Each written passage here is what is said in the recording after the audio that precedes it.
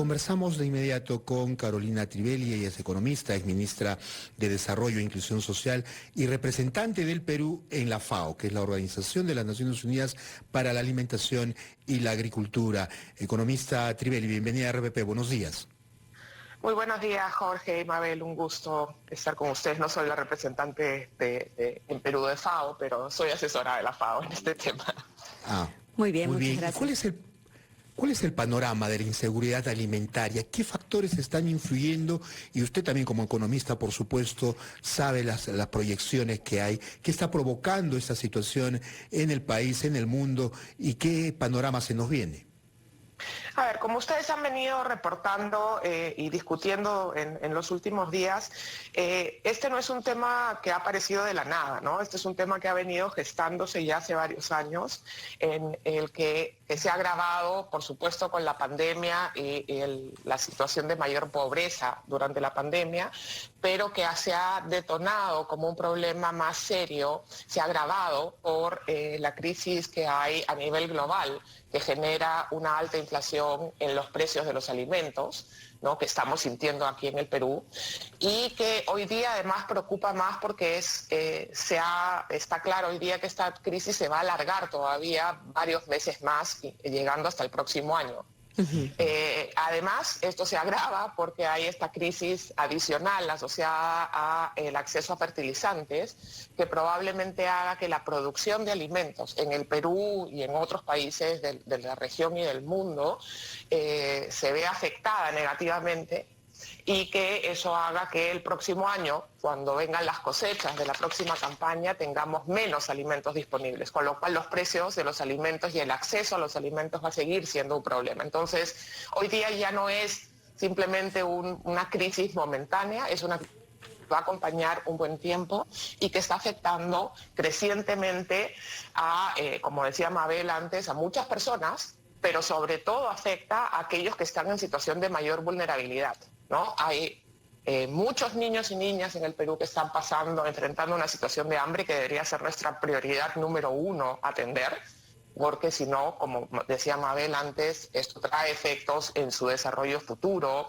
en quienes van a poder ser como personas adultas después, pero también porque en el Perú el problema no es que no haya comida, ¿no? Es que hay grupos de personas que no pueden acceder a la comida que necesitan, por las condiciones de pobreza, por las características del mercado laboral, por la forma en la que se están distribuyendo los alimentos. Y a eso es lo que deberíamos estar preocupándonos, no solamente de entender las causas, sino de cómo ayudamos a que las personas más vulnerables puedan acceder con seguridad al mínimo consumo de alimentos. Y ahí hay que hacer un trabajo de empatía también, ¿no? Porque mientras uno tiene la oportunidad de ir a almorzar, a cenar a un restaurante y comerse un buen pedazo de lomo, tiene que entender que hay personas que comen pescuezo de pollo, porque es lo único que le va a dar sabor al caldo. Y a ver, no digo que dejen de comer lo que están comiendo, ¿no? Ni sentirse mal por esos privilegios, pero a ver cómo colaboramos también desde la empresa privada, por ejemplo, porque acá hay un trabajo que se puede realizar en conjunto y de hecho ya hay empresas privadas que están ayudando en esa situación, pero el gran articulador tendría que ser el Estado.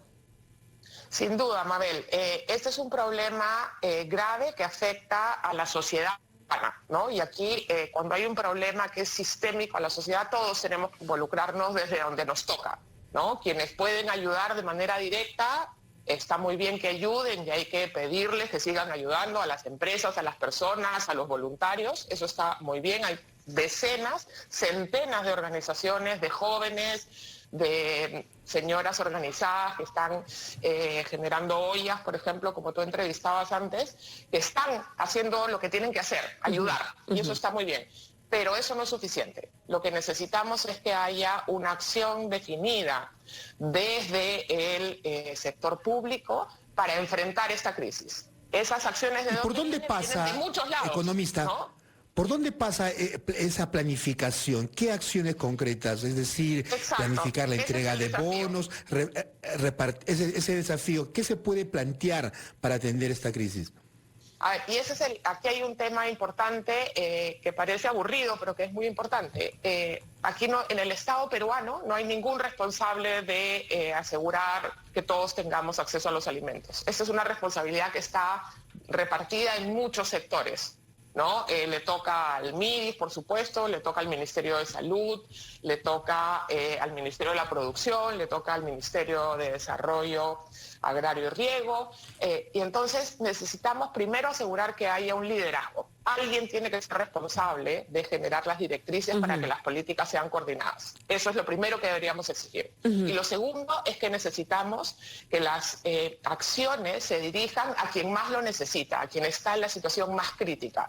Hoy día yo creo que ese grupo de situación más crítica son, por supuesto, las personas en situación de mayor pobreza, en particular los niños y niñas de esos sectores, ¿no? Y para eso tenemos algunos instrumentos en el aparato público para actuar. Los programas sociales del MIDIS, que por supuesto podrían revisar la cobertura que tienen o el tipo de transferencia que entregan, pensar en un bono alimentario temporal y focalizado mientras dure esta situación de crisis, es una medida que debería estarse discutiendo.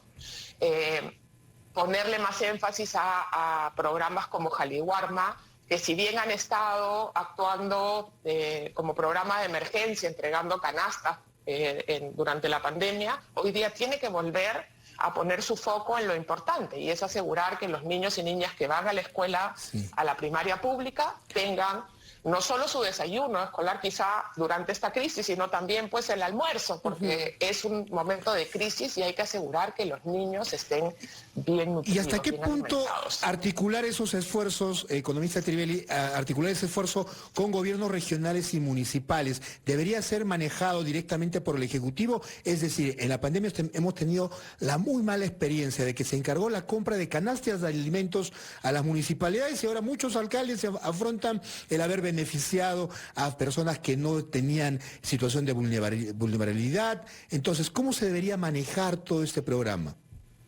A ver, yo creo que hoy día la situación de crisis nos exige celeridad, ¿no? Y entonces yo creo que hay que identificar que el que pueda llegar mejor y más rápido, ese es el vehículo. Si es el gobierno local, si es el gobierno central, el gobierno central. Acá hay que ponernos agnósticos y pensar en qué es lo que ayuda más a las personas que lo necesitan. Yo creo que el tema aquí es emergencia.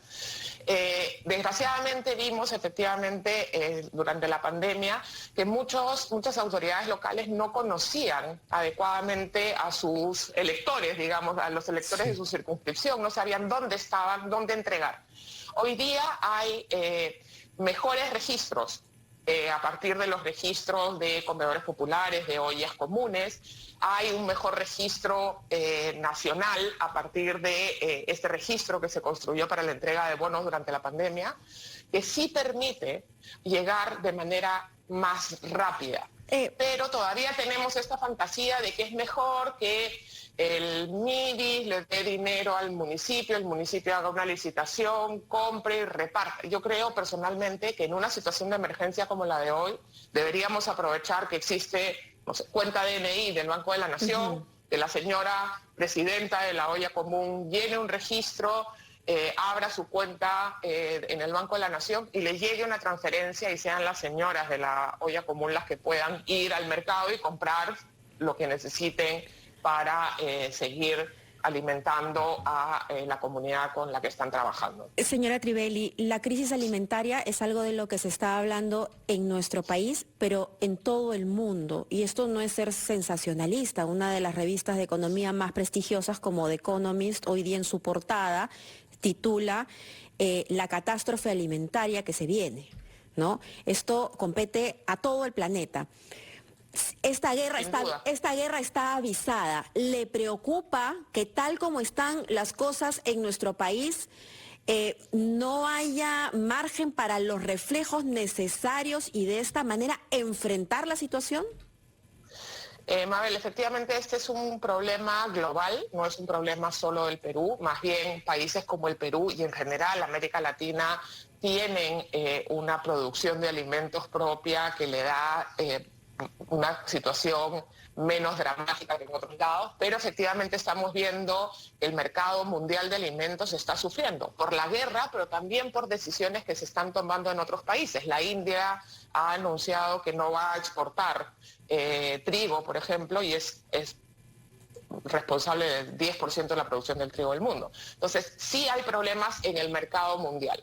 En el Perú ha salido hace poco un estudio de CEPES donde se encuentra que 57% de la comida, de los alimentos que consumimos los peruanos se producen por el segmento de agricultura familiar, la pequeña agricultura. Bueno, lo que deberíamos estar haciendo hoy día es apoyar con todos los instrumentos que tengamos a nuestra disposición a los agricultores familiares para asegurar que ni la crisis de los fertilizantes, ni la situación de pobreza en el mundo rural, ni los problemas de nuestra política ponen en riesgo el trabajo de los agricultores familiares, porque ellos son los que producen el grueso de los alimentos que consumimos los peruanos. Y entonces hay que, junto con ayudar a las personas en situación más vulnerable a que puedan consumir, tenemos que asegurarnos que la producción de alimentos en el Perú no se detiene y que los agricultores familiares tienen las mejores condiciones, tienen crédito, asistencia técnica, tienen semillas, tienen fertilizantes, por supuesto, para poder producir y asegurar que el próximo año no falte comida en el Perú. Muy bien, muchas gracias, economista, por estar con nosotros, por compartir su análisis y sus propuestas con los oyentes de RPP. Muy buenos días. Muy buenos días con ustedes.